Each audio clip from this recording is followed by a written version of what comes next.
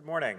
So we are still in our stewardship month, and today we are choosing to focus on how our young people feel about our church and why they feel that that is important. When we started planning this year's stewardship campaign, we got together a few people, and the committee asked me to come to talk about, my generation, us millennials. And they asked, what makes you give? You guys don't give. Well, that's not entirely true. But the big thing is, and it's very similar to what Chris was saying, it used to be that you give to church because that is what one does, right? Well, I think my generation sees it more as you don't give to church just because that is what one does. You give to church for a reason. We need a reason. Why do we exist? What are we doing here? So today we have a short video from some of our children and youth talking about what that reason is. Why are we here? What's important? And then we're going to hear from Hannah about why she thinks this church is important.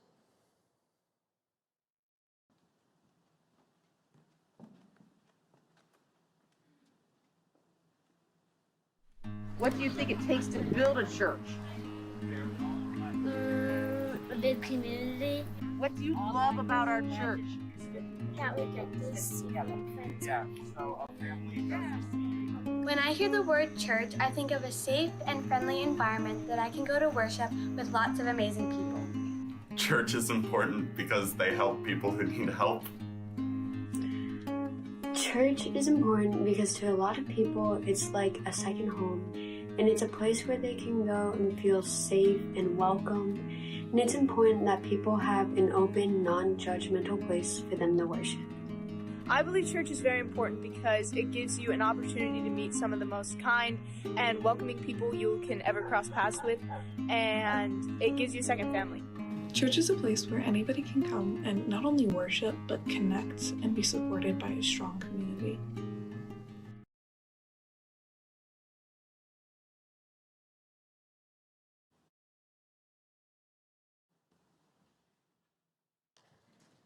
As they said before, my name is Hannah Cook.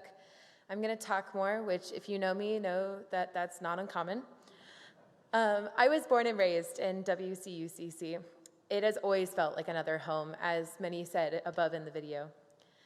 I grew up with familiar sights like the water trick that shows us God's on and on outpouring love, and the amazing broken Easter egg that reminds us that the tomb was indeed empty come Easter morning. A trick I just found out how it was done by my mother last night, 19 years later. These sights, as well as the people, are what made this place feel like home. The family that you're not actually related to, but that care, cry, and laugh with you. The family that you can worship God with, as well as playing a really mean game of softball. It's because of what the church has given me that I, in not the millennial, but Generation Z or X or whatever we're on now, feel that I need to give to the church. A subject that we don't often talk about is money, especially in the church. It's a little touchy. Benjamins, dough, moolah, or bucks, whatever you call it, money kind of makes the world go round. The world tells us to always get more of it, but God calls us to do something radical, to give it away. I'm sure you've heard of this pledging. As my mother mentioned, this is something that you feel like you have to do, that you have to give back. But as Michael mentioned, this isn't something that you have to do, this is something that you would want to do. Something that means giving money for ministry because you feel compelled to. Whether you make a little money like me as a college student, whether babysitting or a small allowance or taking care of 4-year-olds, or a lot of money from something like inventing the iPad. The Bible urges us as Christians to give a portion of that money that we make back.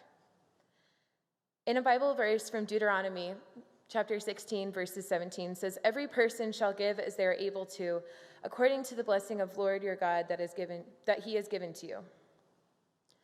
God does not need us to give these money or time or energy so that he can share our love and blessings with us.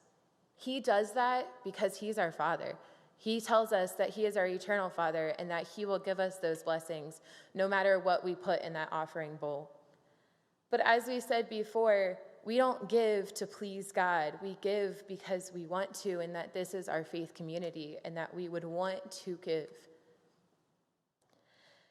This verse teaches us that we need to put God's kingdom above our own.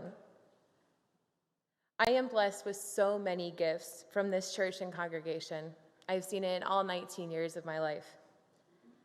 So if you're like me and you think about holding up some money for that emergency Starbucks fund for the copious amounts of caffeine, consider it holding up God's money.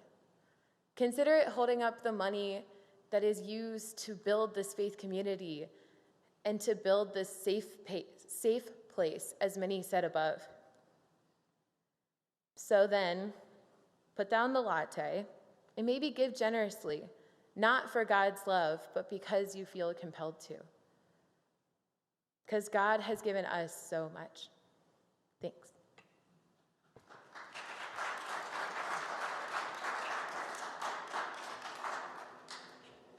Thank you, Hannah and Michael and the children and youth of Westerville community for that witness. Our pledge drive and our witnessing steward are all asking us to think about stewardship and generosity on a macro level. But on the micro level, this is where the rubber hits the road. In this moment of our service, where we come to remember all that God has blessed us with and what portion of that we give back for God to do the work that God has for all of us to do in these days. So as we come to this time of offering, know there are many ways to give. The snail mail that we heard about before, you can still mail a check in. You can drop one off